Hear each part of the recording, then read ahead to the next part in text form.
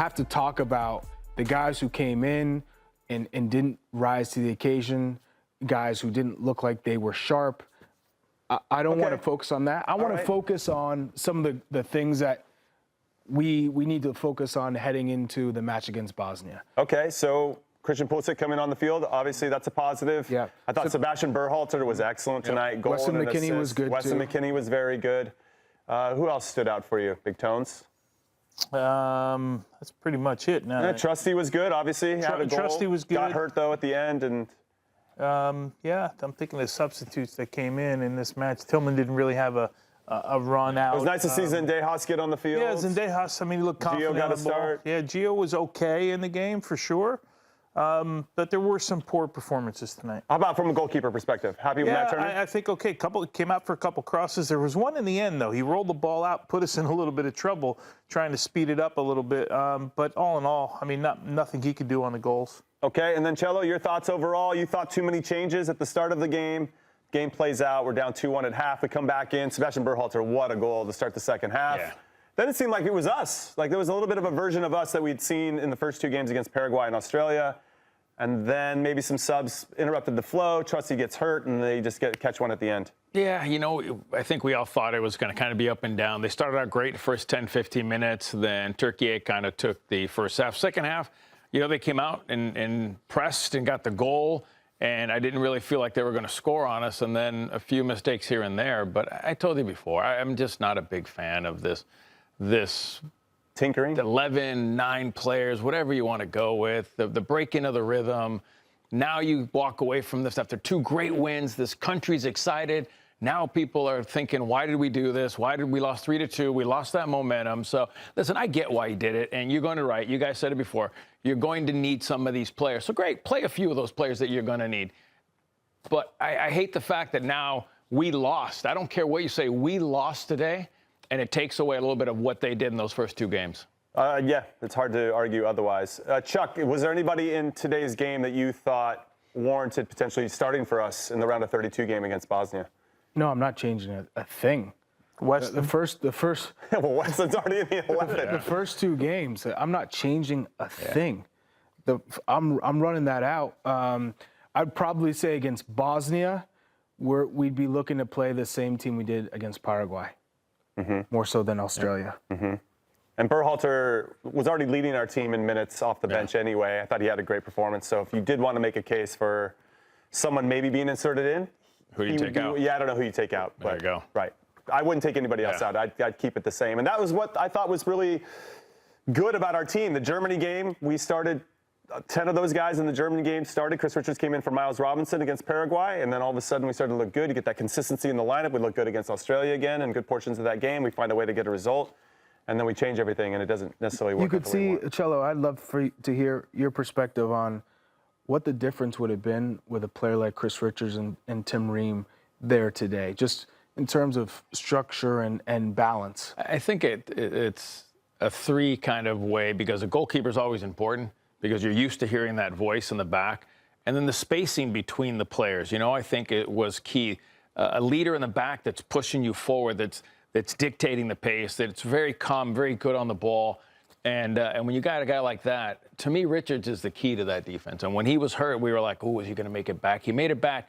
And you can see the difference, you know, especially in the first 2 games. So he would have been a big part. I mean, they might have still scored the goals. Who knows?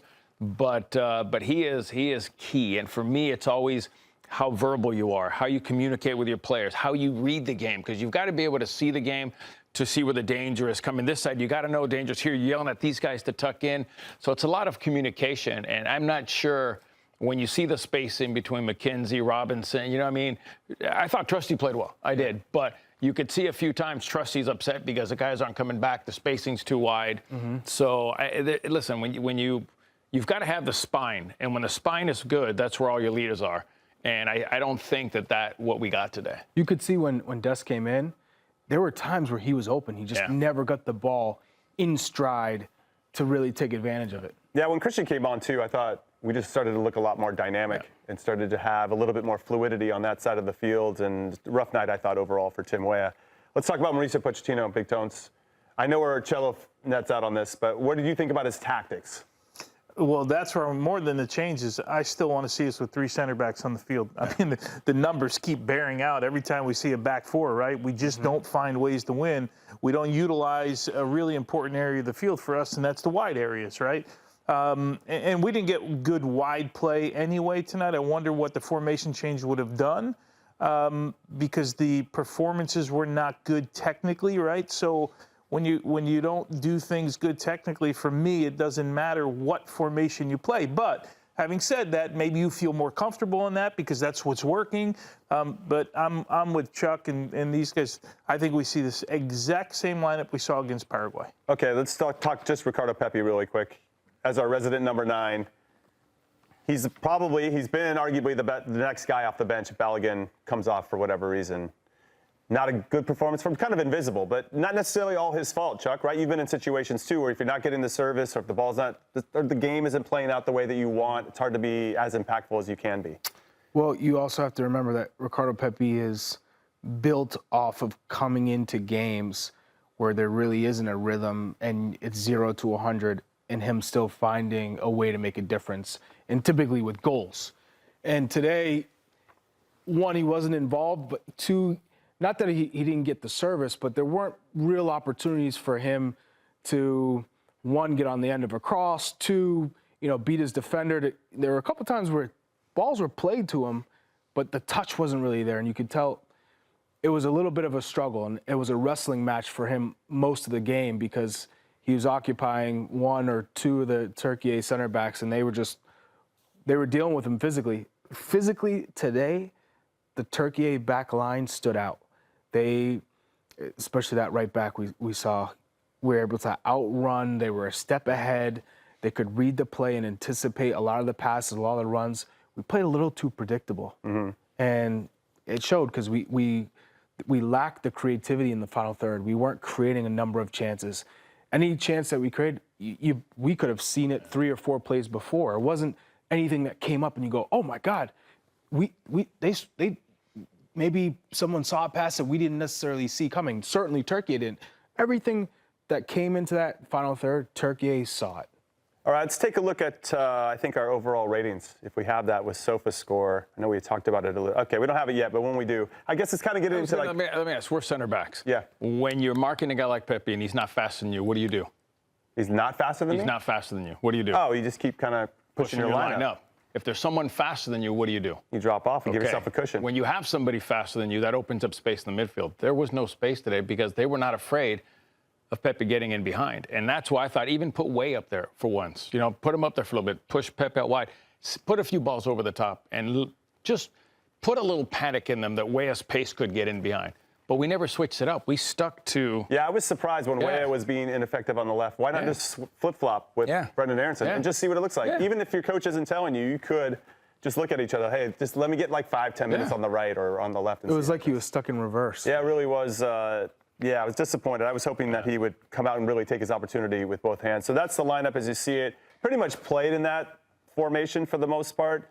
Trusty and Scally stayed home, and I think that kind of got away from what makes us great. But obviously these aren't the players that are going to play like Jedi and Serginho Dest. So not going to necessarily squeeze all that potential and allow us to create overloads in different areas of the field. All right, let's talk a little bit about Türkiye. And Big Tones, I'll come to you on this. How do you think they showed up tonight?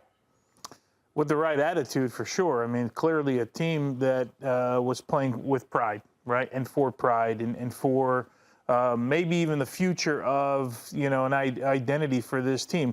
They've been in the World Cup 4 times. 3 times they've been grouped. It was the only time it was 2002, right, where they made it. They were in 3rd place in that, right? So I think they approached the game. They had 2 ways to look at it, right? Battle and fight for the badge, or just roll over and get on a flight tomorrow and go home, and it doesn't matter what happened. They chose choice A today, and I respect them for that. So I told you before, I watching them play before, I didn't think they were going to roll over and die. You got pride for your country. I mean, they've played the U.S. before. They knew the U.S. I think they were just unfortunate because they did hit the post 3 times in their last game against Paraguay. 1 would have gone in. I think this is a team you would have seen in those other games. So I never thought they were going to roll over. They were just who we thought they were going to be. They were going to press. They're going to be difficult to play. and they did everything what we expected them to do. Charlie, one of the most disappointing teams for you in this tournament? Turkey? Yes, without a doubt. First time in the tournament in 24 years. Arda Güler showed up today. Yeah.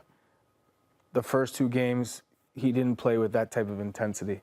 And the rest of the guys, for that matter, didn't play with that intensity. So it's one of those things where after the tournament's over, you go, what the hell happened? Yeah. Why didn't we play like Yeah. this the other 2 games?